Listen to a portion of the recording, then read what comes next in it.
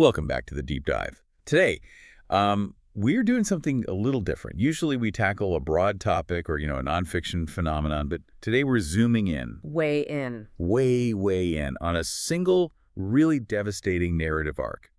We are unpacking the source material, Losing Charlotte by Heather Clay. Right.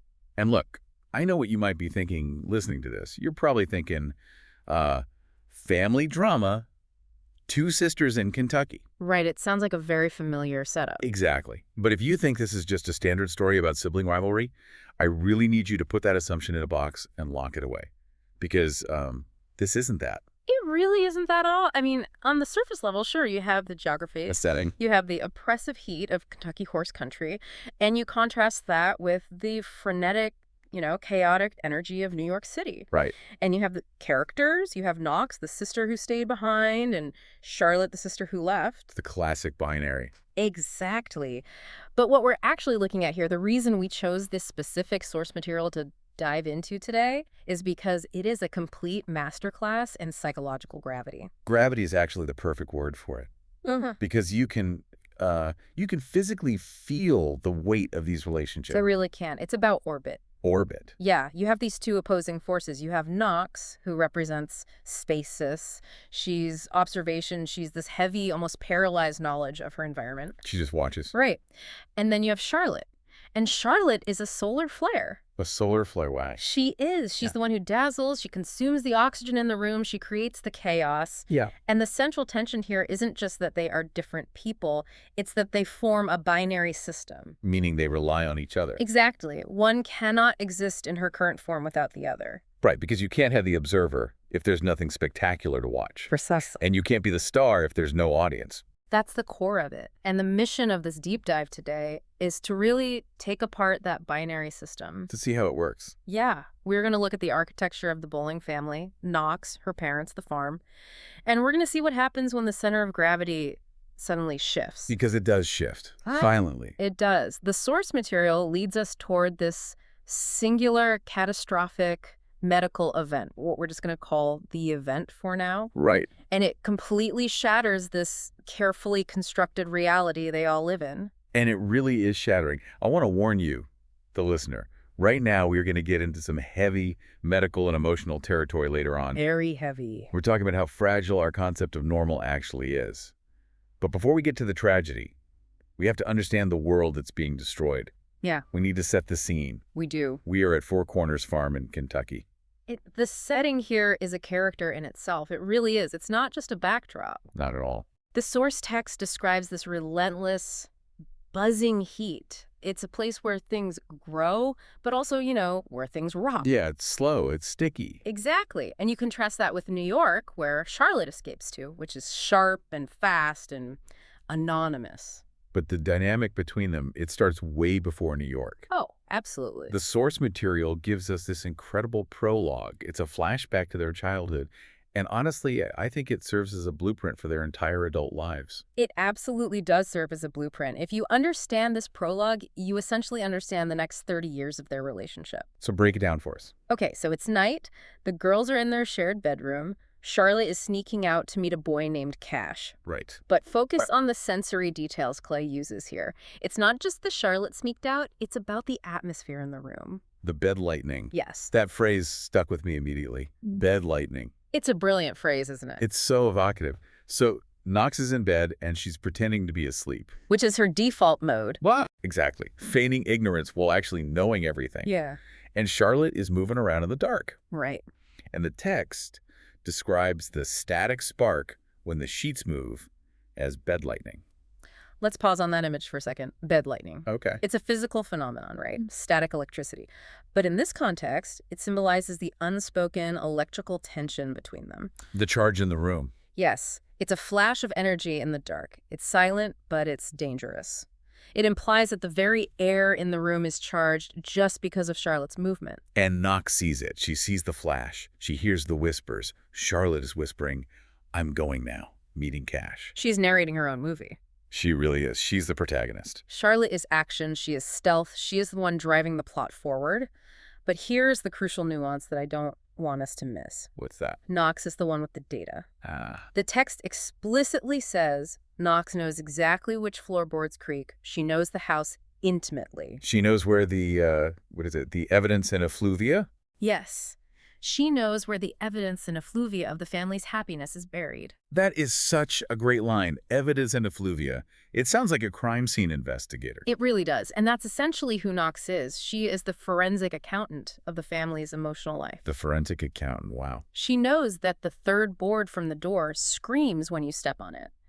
But, and this is the key, Charlotte is the one actually walking on the board. So Knox has the map, but Charlotte takes the trip. Exactly. That is such a painful dynamic, though, to be the expert on a life you aren't actually living. It breeds resentment, massive resentment, and we see that resentment right there in the prologue. Yeah, we do. Knox hates that she has to hold down the fort. That's the phrase Charlotte uses. Hold down the fort for me. It relegates Knox to this secondary role. Right, the role of the castle guard while the queen goes out to conquer. Knox is the keeper of secrets, the witness. And what makes it worse is that she admires Charlotte's skill. She does. She hates that Charlotte is so good at sneaking around, so good at living. There's a specific moment in this prologue that I think nails the darker side of Knox's, witnessing. Which part? After Charlotte leaves to meet the boy, Knox gets up. She doesn't just go back to sleep. She goes outside. Ah, yes. She goes to the boxwood hedge. Right, this cave-like structure in the hedges near the road where Charlotte meets the boy, and she finds something. The bracelet, her mother's bracelet. Which Charlotte obviously swipes. Stole, borrowed, appropriated, however Charlotte would justify it. She took the mother's jewelry to impress the boy. Right, and she dropped it in the dirt. Now, a good sister might return it. Or bad sister might tell the mom, hey, look what Charlotte stole. Exactly. But Knox does neither of those things. No, she puts it in her pocket, she takes it back to bed, and she holds it against her face. This is a profound moment of psychological possession. Psychological possession, that's a strong term. Think about it. If she cannot have the adventure, if she cannot be the girl meeting the boy in the dark, she will possess the evidence of it. It's almost like a totem. It is a totem. It's a token of the transgression. By holding the bracelet, she participates in the secret. Without taking the risk. Exactly. She owns a piece of Charlotte's rebellion without having to take the risk of actually rebelling herself. It establishes Knox as the archivist. The archivist. Yeah. She collects the scraps of life that Charlotte drops. She does. I really like that framing. The archivist. It feels very safe, very controlled. Which brings us to adult Knox. Because she hasn't really changed, has she? Not at all. We flash forward, she's in her 30s, and where is she? She's right there. She hasn't moved an inch, metaphorically or physically. Yeah. She lives in a sharecropper's cabin on her parents' farm, 4 corners. She is physically tethered to the nest. But I want to talk about her job, Okay. because this is a flashing neon sign for her psychology. Her job is so telling. She works at a literacy center. Specifically for dyslexic children. Right. So she teaches people how to read. She teaches them to decode. Think about what that work actually entails day to day. Breaking things down. Yes. She spends her days breaking down language into phonemes. Gukuka.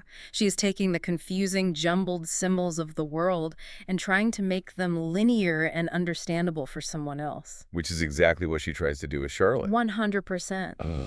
She is professionally and personally obsessed with decoding things that don't make sense. She wants the world to follow the rules of grammar. But Charlotte doesn't follow those rules. Charlotte is a run-on sentence. A run-on sentence, yeah. Charlotte is a mixed metaphor. She doesn't follow the rules of phonics. And Knox is just stuck there, parsing the grammar of her sister's life. Staring at the text. There's this image of her on the porch of the cabin that really sets the mood for her isolation. She's drinking coffee, looking at the pond, and there's a swan. The swan. Usually, swans are these symbols of grace and beauty. But not this swan. No, this swan is total jerk. The source text goes out of its way to describe the swan as mean. It hisses at her. It's aggressive. Why include that detail? I mean, why make the swan mean? It's about the environment she inhabits. Kentucky horse country is beautiful. It's rolling hills, white fences, morning mist. Very pastoral. But it's also hostile. It's territorial. The text mentions the swan lost its mate and is now just angry and solitary. Wow. A mirror for Knox. In a way, yes, it's a mirror. She is solitary, she is guarding her territory, and she is surrounded by things that are beautiful but have a bite to them. It's a reminder that this pastoral paradise isn't actually safe. It's aggressive. Right. Meanwhile, Charlotte is the swan that flew away. She is. She's in New York, and through Knox's eyes again, the observer's eyes, Charlotte, is almost mythical. The way she's described is so specific. The text describes her as having bedroom hair and a baritone voice. Bedroom hair. It's such a loaded description, isn't it? It really is. It implies messy, sexy, effortless. Charlotte is the magic. She went to New York and lived this completely bohemian life, waitressing, bartending, working for a floral designer. Bouncing around. She bounced everywhere, and now she's somehow landed a husband and is pregnant with twins. But what stands out to me in the text is a word Knox uses to describe her feelings toward Charlotte's life. Opacity. Opacity. That is the key word. Meaning she literally can't see through it. Exactly. Knox says she feels opacity when she tries to imagine Charlotte's daily existence. That's fascinating. It is, because with other people, she can project herself. She can imagine, oh, they're making coffee right now, they're walking the dog. Right, normal human stuff. But with Charlotte, it's just a blank screen. Why is that, though? Why the blind spot for her own sister? Because they are living in completely different genres. Genres. Yeah. Knox is in a slow-paced, realistic, Southern drama. Charlotte is in a chaotic, high-energy rom-com or maybe a thriller. That makes sense. Knox literally cannot simulate Charlotte's mind because the variables are too alien to her. It highlights the profound distance between them. They share DNA. They share history. But they do not share a reality. No, they don't.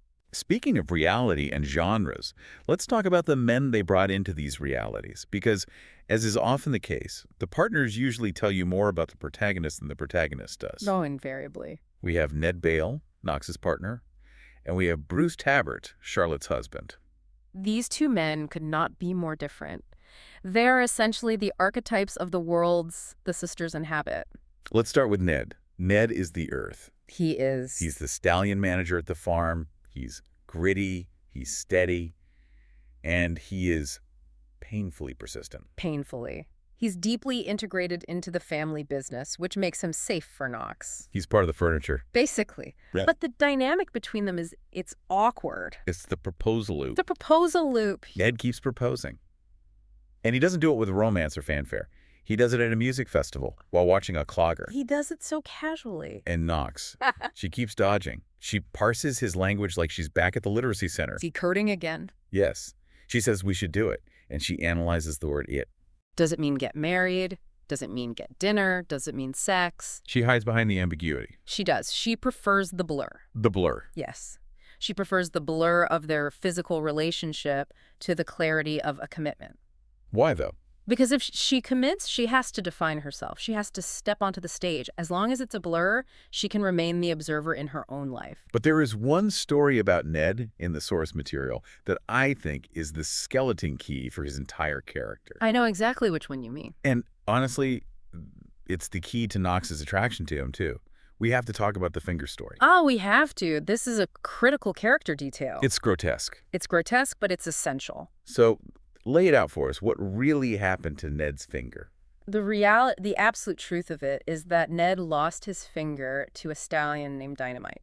Which, side note, if you name a horse Dynamite, you're kind of asking for trouble. You really are. It's truth in advertising. Right. So this nasty stallion bites Ned's finger off at the top knuckle, just smarts it. Now, most people would scream, panic, rush to the ER for reattachment surgery. Right. Put it on ice. No. Ned refuses to wait for a surgeon. He tells Knox's father, I can live without it. He just wants it stitched up. I can live without it? That is some intense country stoicism. It is stoicism, but it's also shame. Shame. He was embarrassed that a horse bullied him. He felt emasculated by the animal. Oh, I see. So he just wanted to erase the incident, patch the wound, and move on quickly. But that's not the story he tells the tourists who visit the farm. No. And this is where it gets fascinating. When tourists ask about his missing finger, he tells them a lie. A very specific lie. He says his girlfriend shot it off. Why? I mean, why that specific lie? He says she shot it off because she hated for him to point out better-looking women. That is, wow. That is a specific weird lie. It's a performance. Think about what that lie does for him. It changes the narrative. It takes a moment of humiliation being bitten by a horse and turns it into a joke about his own virility. Right. It implies he's a ladies' man. It implies he has a passionate, jealous woman fighting over him to the point of gun violence. It protects his pride. And Knox knows the truth. Knox was there. She held his head in her lap while he was bleeding. She knows the intimacy of his real pain. But she watches him tell this lie to strangers. She watches the performance. And she admires it, in a way. She likes that he can construct a myth. But it also creates a distance. Exactly. Yeah. She is, once again, the keeper of the secret truth, while someone else performs the dazzling lie. That's her comfort zone. So Ned is the performance of strength. And let's look at Bruce, Charlotte's husband. Anchor. He's the opposite. He's not performing strength. He's trying to build a fortress against anxiety. Bruce is a fascinating psychological case study, truly. He seems like a standard New York finance guy on paper. Money manager, organized, boring. But his entire worldview is shaped by a specific childhood trauma. And it's not even his own direct trauma, which makes it stranger. It's the story about Toby Van Wyck. Right. When Bruce was a kid, his best friend was this boy, Toby. And one day, Toby's mother just vanished. Just gone. Gone. And later, they found her. Oh, right. She had been murdered and buried in a car lot on Long Island.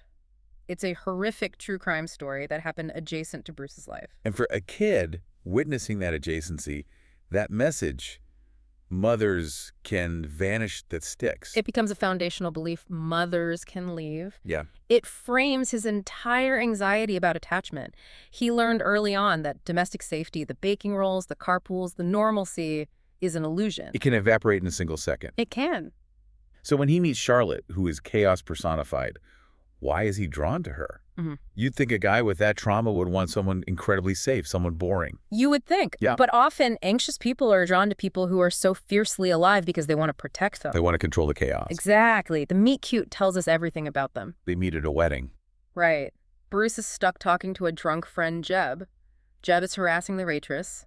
The waitress is Charlotte. And Charlotte handles it. She handles it with grace. She defends herself. She charms the drunk guy into submission. And then she takes Bruce to a dive bar called the Kitty Cat Lounge. Of course she does. Because she's Charlotte. Right. And Bruce is swept away. He admits he's boring. But Charlotte is the weather. She's unpredictable. She moves in with him. She moves in, and she brings the chaos he fears. But she also brings the life he craves. She brings dying basil plants. She drives the moving truck herself. Bruce wants to be the anchor to her storm. He wants to be necessary. Necessary. That's a good way to put it. If he can anchor her, maybe she won't float away like Toby Van Wyck's mother. He follows her to the subway to make sure she's safe. He's hypervigilant. He is constantly scanning for the threat. So we have the players. We have the observer, which is Knox. The performer, Ned. The anchor, Bruce. And the star, Charlotte. The binary systems are set. And now the storm gathers. Section 3 of our dive, the catalyst for the rest of the story is a phone call. It's the call every family fears, but it comes in a disguise. Charlotte calls Knox from the hospital in New York. She is 35 weeks pregnant with twins. Which is early. It's early, but not catastrophic. Twins often come early. But the issue is low amniotic fluid. Which is a serious medical situation. Very serious. But listen to Charlotte's tone in the source text. Is she panicked? Is she crying? No. She's completely casual. She's almost dismissive of the whole thing. She says it's just all moving a little fast. She's actively downplaying it. And Knox is doing the opposite. Knox is spiraling. She wants facts. She's trying to decode the situation from 600 miles away. She asks, is this bad? Are you in danger? And Charlotte is vague. She says the boys are cooked. It highlights their inability to communicate sincerely. Even in a medical crisis, they are playing their assigned roles. Charlotte is the cool girl. Knox is the worrier. They start arguing about whether Knox should even come up to New York. Right. Knox wants to rush to her side.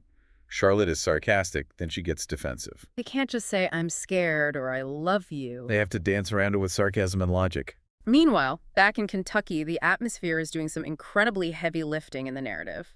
The text describes a heat wave, but not just any heat wave. It calls it dumbstruck heat.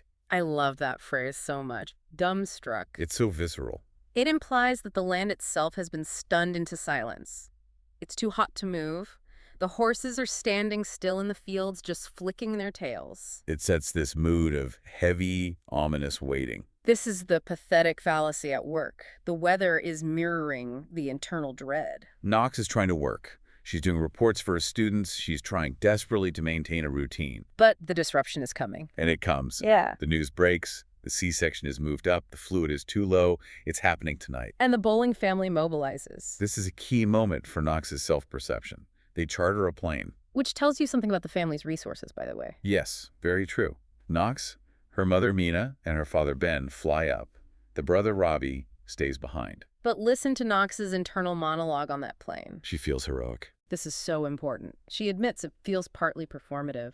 She compares herself to a Jane Austen kind of sister. A Jane Austen kind of sister. Yeah. That is such a specific self-burn. It is. She's rushing to the bedside. She imagines the scene.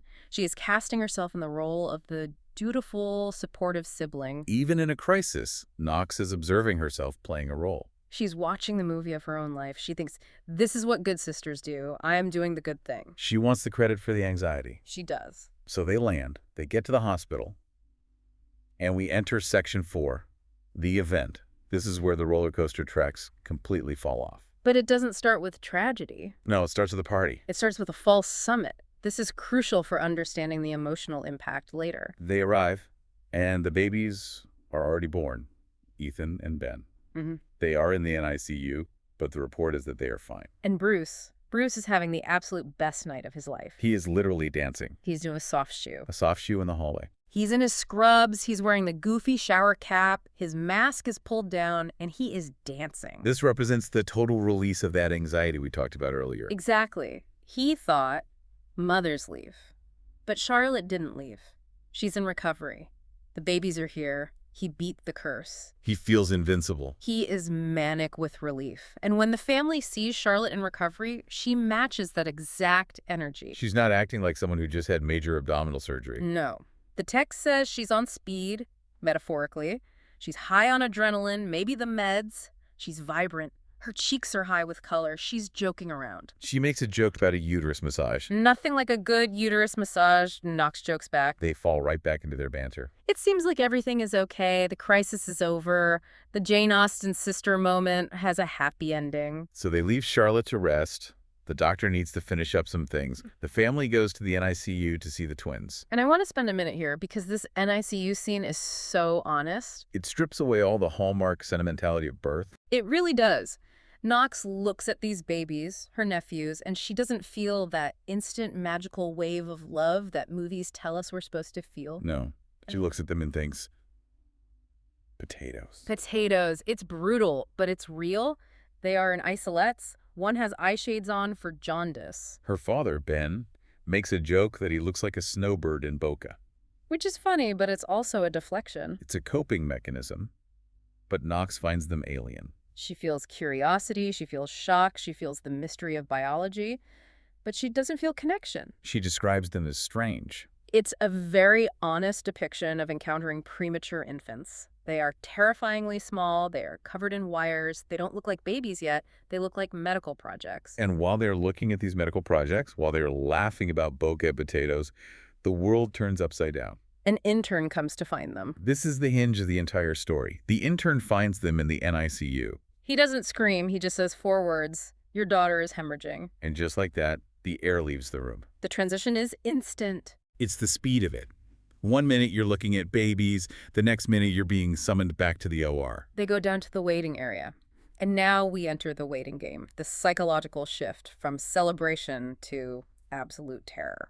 I want to look at how each family member handles this terror, because they all revert to their factory settings. They do. Mina, the mother, goes into denial, hard denial. She is a Christian Scientist, or at least follows those teachings, and she leans on that faith. She says someone is going to walk out of that door and give us some good news. She refuses to accept the negative possibility. She is willing a different reality into existence. And Knox, the observer. Knox freezes. She tries to make herself invisible. The text says she contracts her mind to a single point. It's a dissociation technique. If she doesn't move, if she doesn't breathe, maybe the monster won't see her. She becomes the ultimate observer. She's watching the frayed canvas on the door. She's watching her parents, but she is completely detached from her own body. She is hiding inside herself. But you can't hide from the news that comes out of that door. We're at Section 5, the tragedy. Dr. Boyd comes out. And he is not the confident surgeon anymore. He is a broken man. He's fingering his pockets. He's speaking too fast. He's nervous. He delivers the diagnosis: uterine atony. Let's explain what that is, because the medical reality is part of the horror.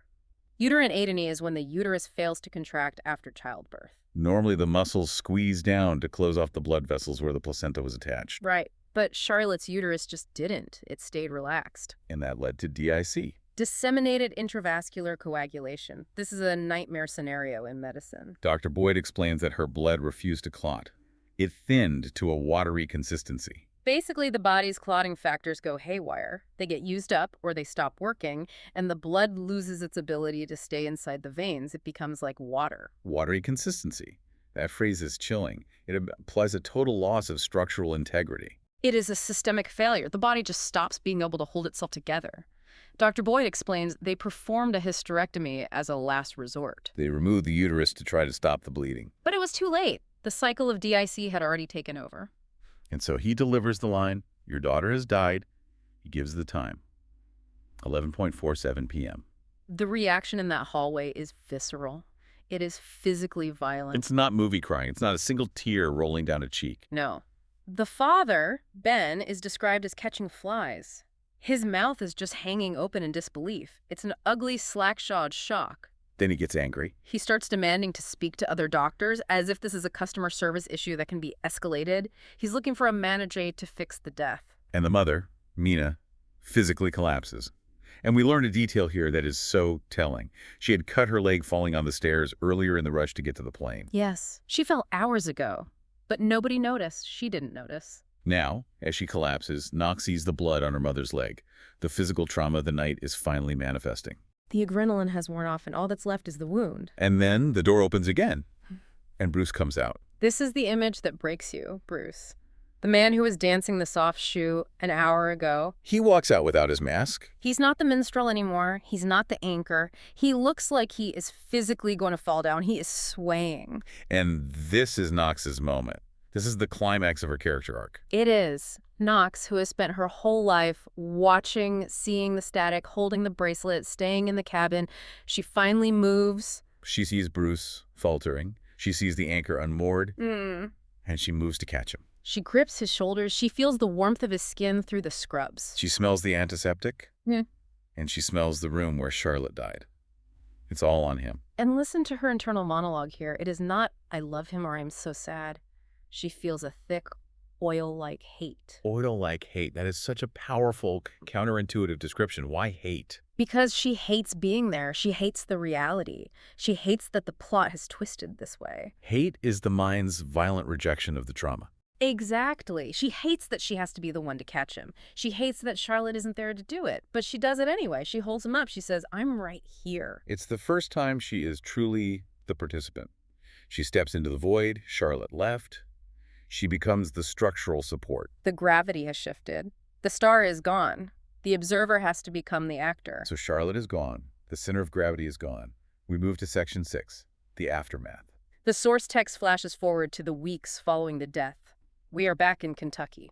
And if the heat was oppressive before, the silence is deafening now. We see Knox and her brother Robbie. Robbie is the one who stayed behind. He missed the tragedy in the hospital, but he's drowning in the aftermath. There's a scene at the pool at night that is just haunting. It's a great atmospheric scene. They are swimming in the dark. Robbie is drinking. He's struggling. He says, "I feel like I need to get fucked up." He's young. He's raw. He doesn't have the tools to process this. He wants oblivion. He wants to numb the pain. And they play a game, the confession game. I'll tell you something if you tell me something.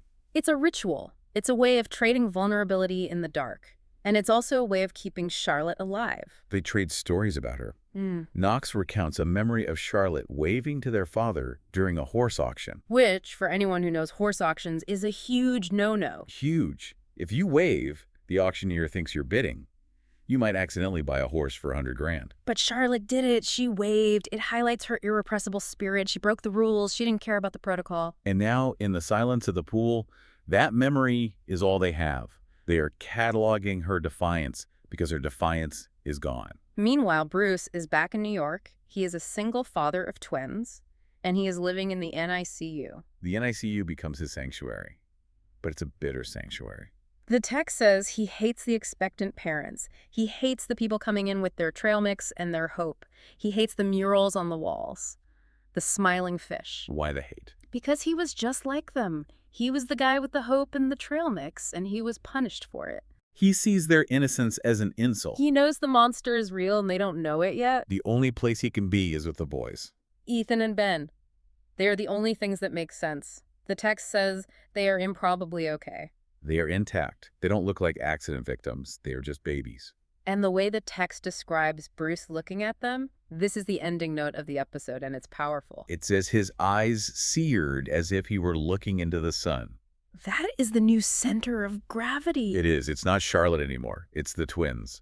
It's the collision of absolute loss, Charlotte's death, and absolute life. These two healthy boys. It's too bright to look at directly. It hurts to look at them because they are the reason Charlotte is dead, but they are also the only piece of her left. He can't look away. So let's try to synthesize this. We started with the bed lightning, the spark in the dark. We ended with the searing sun of the NICU. From a spark to a supernova. What does this story tell us about family roles? About the observer and the star? It tells us that those roles are constructs. They are fragile. Knox thought she was destined to just watch. Bruce thought he was destined to be the anxious anchor. But the universe doesn't care about your character archetype. The tragedy forced Knox to act. It forced Bruce to become the mother and the father. It forced them to break their own psychological rules. It highlights the fragility of normalcy. You're celebrating a birth, dancing a soft shoe, and minutes later, you're dealing with DIC and death. It happens that fast. It does. Yeah. And that's what losing Charlotte, or this portion of it, really drives home. We build these constructs, these careful lives, these literacy centers, these farms. We try to decode the world. But sometimes the floorboards just give way. And when they do, you have to decide, are you going to fall or are you going to catch the person next to you? That is the choice. Here's a provocative thought to leave you with.